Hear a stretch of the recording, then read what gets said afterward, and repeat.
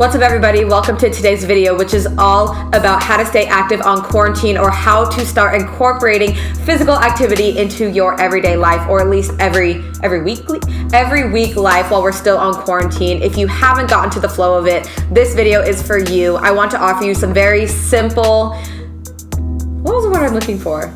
Seamless, some simple, seamless ways that you can begin to be more active on quarantine even after. Hopefully this video is beneficial to you to start creating habits for the long term. So honestly, let's just get into it. My name is Eden Gold. I'm a motivational speaker in schools. I teach people how to build confidence with the 5 pillars of building self-confidence, how to love themselves, how to cope with negative emotions, that kind of thing. So without further ado, let's get into this video, and we're gonna start off with the first way to stay active on quarantine, and it's to set a step count for yourself. Now, this is something that I always wanted to get back into because, as some of you may know, when you start working out, you have to consistently do it, or it's very easy to fall off of the bandwagon. So it's very easy to stop and not want to start again. So one of the things that I fell off of doing was walking, just incorporating more movement into my daily routine. And maybe to some people in hindsight, it doesn't seem like it would make that much of a difference, but walking has some incredible benefits for your body, and it's really easy to just incorporate a little bit of movement into your day when other forms of exercise might not be feasible if you have some sort of injury, or they just might not be, as fun or possible for you. This is a great place to start for so many different levels. And so what I recommend you doing is, 1, setting a step count for yourself. For me, it's usually around 10,000, but I have some wiggle room, okay? I'm not super anal about how many steps I get, but I do certainly try to aim for 10,000. But sometimes I get 8,000, sometimes I get 15,000, sometimes I get 3,000, I'm not gonna lie, but it's not about what you do one day, it's about the consistent buildup over time. So you have to look at things in the long term, and are you slowly moving the needle forward to achieving your fitness goals? And if that's the case, then you're on the right track to doing that. So I would start with a step count. Or another thing you could do if you have a little bit more free time on your hands is to set a timer on your phone, like an hour, 2 hours, whatever it is for you that works for you. And every time that timer goes off, take a couple laps around the house, take 1 lap around the block, or whatever works for you. The best way that I know how to walk, well, I guess it's just by taking one step after another. Okay, so the best thing that I like to do when I walk to get me kind of in a meditative state and really amplify the effects of lowering any stress that I have built up is to grab my headphones, put them on, blast music in my ear until they are dang near bleeding, and then just walking and getting lost in the moment. Sometimes I'll think about certain things, sometimes I'll find solutions to problems,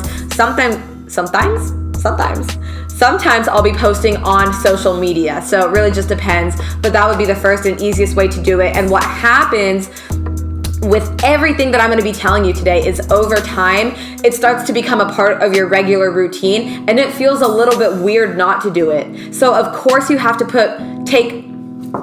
I simply cannot speak today. Of course you have to make more of a conscious effort up front and consciously decide to do these things, but then over time you realize that it begins to flow and you become used to it. So I usually take my first walk in the morning. Y'all get the point. Go on a walk, set a step count for yourself. All right, let's move into the second one. The second one would be to follow a yoga flow video on YouTube. Okay, yoga is amazing on so many levels. Stretching out your muscles, really connecting to your prana, your life source. Listen, I know I'm using some yoga terms, but I'll try and keep it simple. But really loosening up your muscles, getting you ready for the day, putting you in the right head frame, and really just connecting to your body, connecting to your breath. And I believe that the way you think, your mind follows your breath. So if you can control your breath, you can start to control your mindset, and you can start to just control your day, being proactive on your day, towards your day. So usually when I wake up every morning, I will wake up and I'll do about 10 minutes of stretching, and then I will follow that by a walk. It doesn't have to be long. It doesn't have to be crazy. And there are certain yoga poses that you can do if you have like lower back pain, a certain kind of pain, if you want to loosen up certain muscles. So what I would recommend is just to put on a quick little 10-minute morning stretching video on YouTube on your phone and just following it along. or you can lay in bed and do some stretches that feel good to you, but this is still a form of movement. It's not about doing everything extremely crazy, extremely hard, go, go, go. Because granted, although it's great to have some variety in your workouts, the point is to just have consistent movement to get your body flowing more throughout the day. So it can be light, it can be easy, it can be great. It's still great for you. It's still gonna change the way that you do things, put you in a better mind frame. And so I highly encourage that you do that. The third kind of movement that you can incorporate into your routine is to sign up for some online Zoom classes. This will encourage you to have working out and prioritizing your physical, mental, spiritual, whatever health, prioritizing it by putting it on a calendar. So what I do is I go to Uriah Faber's Ultimate Fitness, and that's a website. It's also a gym based out of Sacramento, California. But what they're doing right now, because we're on quarantine, is they have a lot of online classes that are live from your house. Anything from boxing to booty and abs, which I love. I haven't done it in a minute though because I ripped my toenail off. Story for another time, but my toenail is so gone right now, that's why it's hard to walk. But to hit workouts. And so what I do is I created an account on their website and I sign up for one, two, 3 classes a week, whatever works in my schedule. And then you just show up for the class, right? There's modifications for every single workout that you can do. And so I encourage that you have something to keep you accountable like that, right? You put your email in, you put it on your calendar, and then you just show up and do the best that you can, right? It's a progression. We're learning over time. And like I said before, it will eventually become a part of your regular routine. The fourth way that you can incorporate movement into your daily routine is to sneak it in when you're doing your normal daily activities. Let me give you some examples. Maybe you are working at your desk. Well, why don't you stand, put your laptop on a counter and stand while you work up?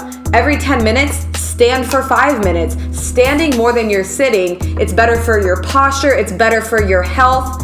Another thing that you can do when you're cooking dinner. Calf raises. Again, I know it seems small. I know it seems pointless. And a lot of people have the mindset of, if I can't do a full workout, it's not even worth it. No.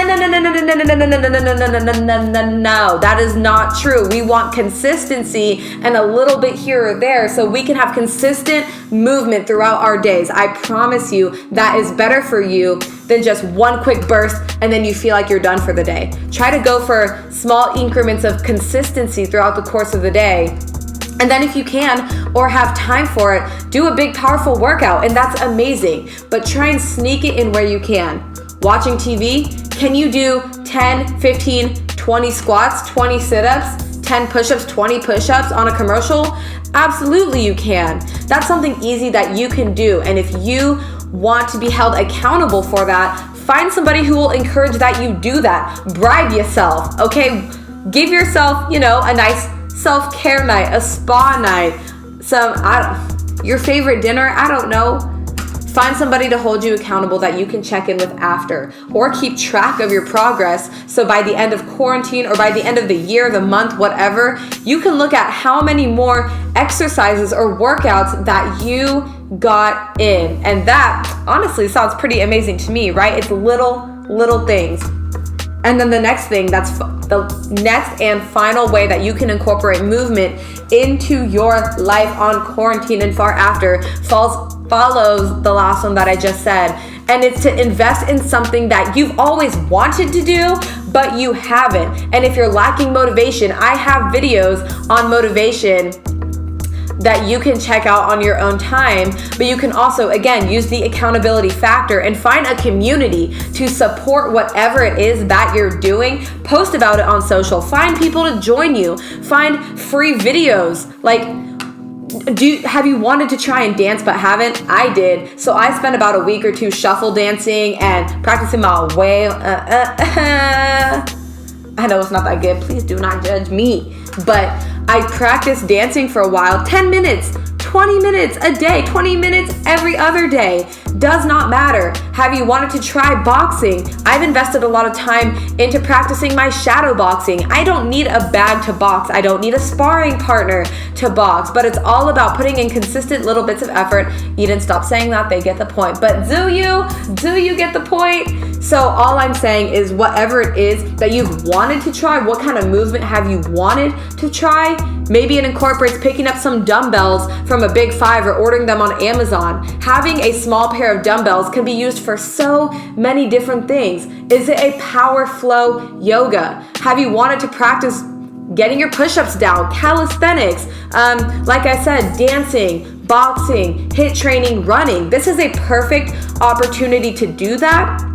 And one tip for you is to, rather than focusing on A to Z, like there's no way I'm gonna be able to become a good runner, there's no way I'm gonna get to my goal. Don't focus on the end goal, but focus on how to get from A to B. I'm here, I don't run. How do I get to a point where I'm running once a week, twice a week? And then you are slowly building up those habits over time so that it becomes easier and easier. And once those habits become easier, you can build on that. So what I would recommend is mapping out what are some things you would like to do or enjoy to do, and then start doing them with small little goals to move the needle forward every single week. And those are the 5 tips that I have for you to incorporate movement into your life that are easy, that are straightforward, goal-oriented goals. And if you would like to have my accountability, head over to my Instagram at EdenGold_, where I would love to see your progress. And I would love to see everything that you're up to. If you started or used any of these tips, let me know and I will shout you out on my Instagram page. I would love to be on this journey with you. Of course, my toenail is missing. I kicked my door.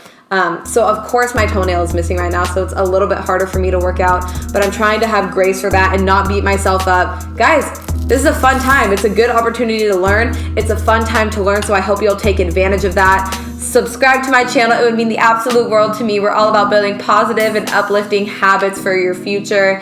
And with that being said, subscribe to me, well, here. Follow me on Instagram and I'll catch you guys in the next video. All right, I'm sending you my love. Peace.